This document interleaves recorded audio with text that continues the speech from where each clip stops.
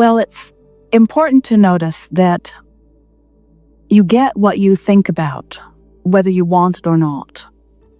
And that what manifests is always a perfect indication of what you've had going on vibrationally. So there are two ways to know what's in the process of manifesting. One is to wait till it manifests and check it out. We call that post-manifestational awareness. And the other is to be aware of the way you are feeling. Now, in the beginning, when you're first beginning to get a handle on your emotions, you're not as adept at sensing what's going on. The more you care about being in the vortex, and the more subject after subject you work your way in, then the more sensitivity you'll have, and the more you'll be able to head things off before they blow up. But it is important to notice that no matter what happened, you can get to where you want to be from wherever you are. So if we were standing in your physical shoes, rather than beating the drum of this drama, we would instead just acknowledge that contrast is just something that is there for you to decipher and to choose from, and then decide what you want from there. Your question sort of sounded like, well, if some good things can happen, then that must mean I'm in a pretty good place. So if I'm in a pretty good place, then why could something not wanted happen? And we say, because you have different beliefs about different subjects of your life experience. And what's manifesting is always the perfect representation of those balance of vibrations. So, well, it's interesting because this is a very common scenario relative to relationships. So if you're exploring contrast and you know what you don't want, which causes you to know what you do want, and you sort of know what you don't want, so you sort of know what you do want, there's not a lot of spread in those vibrations. If you know what you don't want, so you know what you do want, and you don't do anything about lining up with what you do want, so you know what you don't want, and you know what you do want, what happens is that vibrational spread just gets bigger and bigger and bigger and bigger until eventually there's quite a bit of momentum going relative to this. So then what happens is the universe, because there's been a lot of attention and law of attraction begins to respond to it, that creates stronger pulling. So often, without even knowing it, you've created a lot of momentum that you haven't been allowing yourself to line up with. In other words, you're focusing upon the status quo, and the status quo causes you to continue to ask, but you don't do anything about lining up with it. Instead, you focus on the status quo, on what is. And so this momentum has been brewing, and then something in your experience causes you, for whatever reason, to focus in a way that you release resistance. And now you're drawn quickly in to what you've been asking for.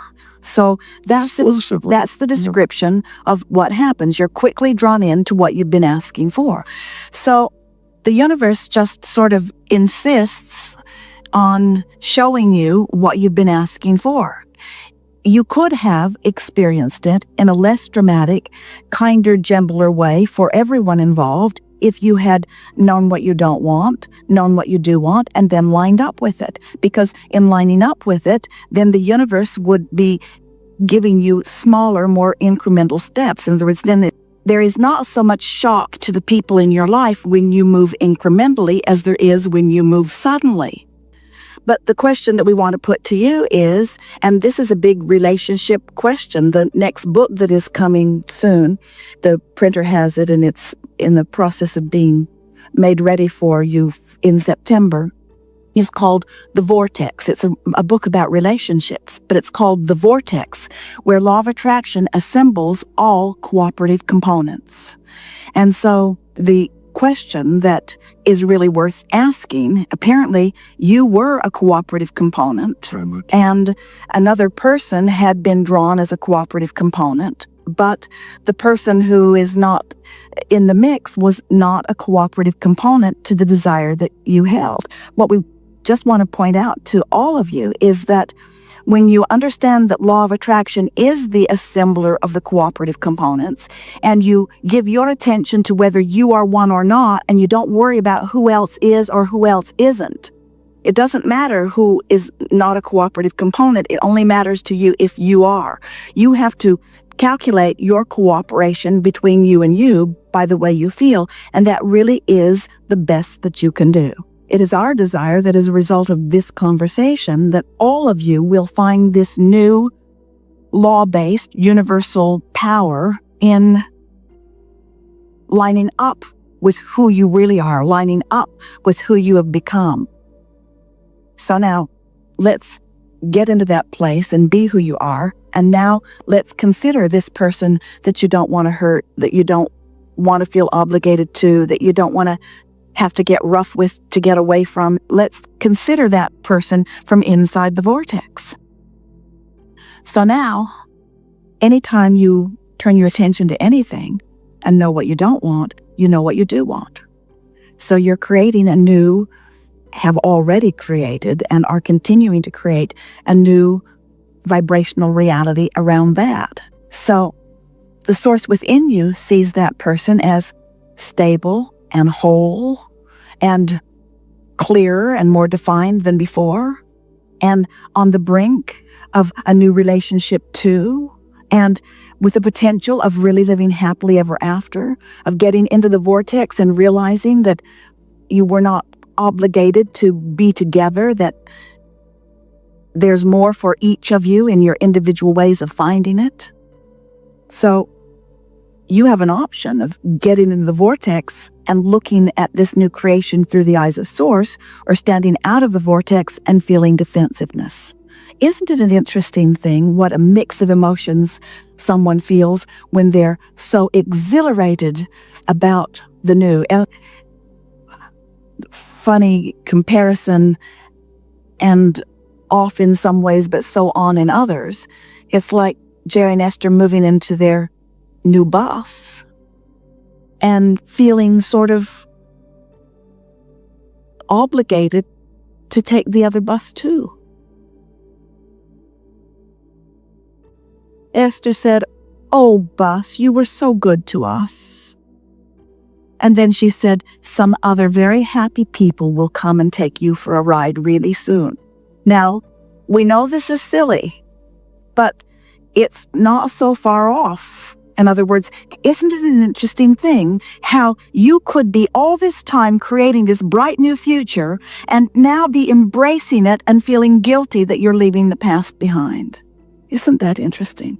Like you have some obligation to it, and we say the past fulfilled its purpose by projecting itself into the future. And when you step into the future, which you've got to do, because if you don't keep up with you, you'll be torn apart, you see. This is the thing that we want you to hear. You're not going to another person and leaving that person behind. You're going to the you that you have become, and that's the person that rendezvous with the you that you have become. Can you hear the big difference? And so the old bus might be saying, "But wait, I could be that. I could keep up with the you that you have become." And we say, don't try to work relationships like that. Deal with the relationship between you and you, maintain that relationship, and who you really are doesn't feel guilty, and who you are doesn't get defensive, and who you really are doesn't get blameful, who you really are doesn't get out of the vortex and justify why you've gone someplace else. Who you really are revels in what you've become and appreciates who you are, and who you really are looks back even into past relationships and finds only positive aspects in them. So who you really are leaves no one feeling bloodied and left behind. Who you really are uplifts from wherever you are, you see. From in the vortex, you say to someone that you're leaving behind, "I appreciate all that we were together, and I appreciate the expansion that you've provided for me and that hopefully I have provided for you. And with everything I am, I know that life should be good for you because you are worthy of a very good life. And it is the thought I hold always about you. And when you hold anyone in that light from inside the vortex, when they think of you, if they're anywhere near the vicinity, they will be uplifted by their acknowledgement of that which you are, you see." So what did we just say? Let your relationship with the vortex be the dominant relationship that you're attending to, and let law of attraction take care of everything else. And that's what you described to us when you first sat down.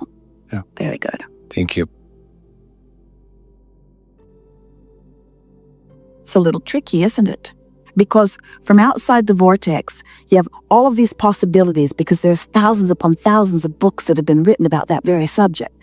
When you're outside the vortex, you're just trying to match up all of these components. Well, how did we come together, and what responsibility do we have, and what did you do to me, and what did I do to you, and where did you come from? And you probably got that way because of your mother, and I wonder what her mother was like.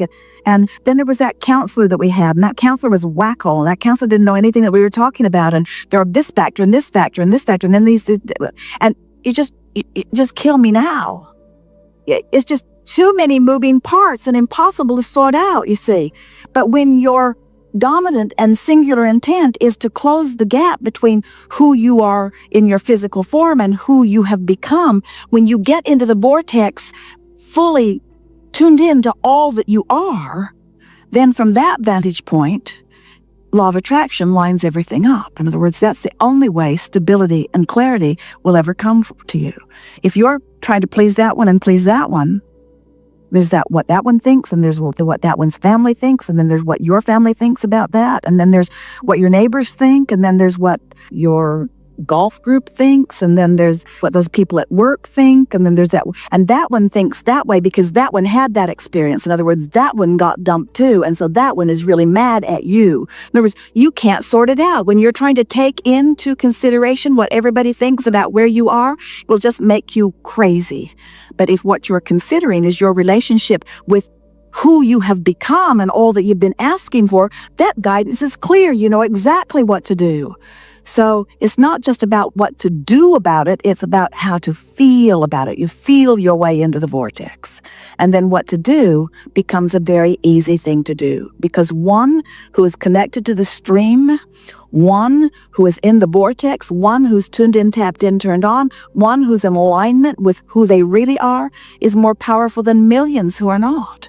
So imagine following your own bliss, following your own heart, coming into alignment on subject after subject, and then from that in the vortex position, now looking back in appreciation of everyone who helped you along the way and giving benefit back to them from your in the vortex place, you say, can only uplift if you've allowed yourself in.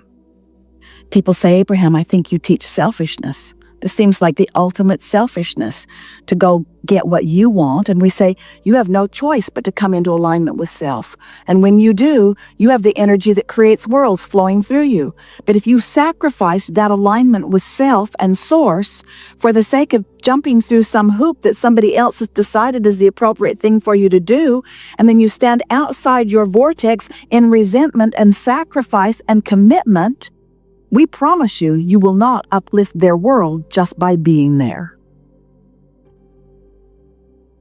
You know what we are doing here? We are trolling for light, which represents your question, and allowing, which represents your readiness. So that's the question that you want to ask yourself. What am I doing to myself? Am I holding myself out of the vortex with good reason or not so good reason? There have been some really heavy-duty conversations here today, and many people, we can feel it in your vibration, are saying, I'm not so sure what I've been worried about because there's a lot bigger, badder things that could go on out there. But it does not matter what happened that's got you out of the vortex. Out of the vortex is out of the vortex, period. It doesn't matter if it was a big reason, like someone killing themselves that you love, or somebody trying to, or being raped or plundered. It doesn't matter what the reason is that you're out of the vortex. The only thing that matters is that you are, you see. And it doesn't matter how long you've been out. It doesn't matter how big the reason is that you got out. Doesn't matter. Out of the vortex is out of the vortex. And in the vortex is in the vortex. And you now know the difference. You now have no more excuses. You now will have no trouble getting into the vortex. And don't be surprised when you get in, it spits you out. And when you get in, it spits you out. And when you get in, it spits you out. Just get back in. Just get back in. Just get back in. Learn step 1, step 2, step 3, step 1, step 2, step 3, step 1, step 2, step 3. That's what the game of life is, you see. It's the we ride. It's the getting back up to speed with who I am. We have enjoyed this interaction immensely. This has been a powerful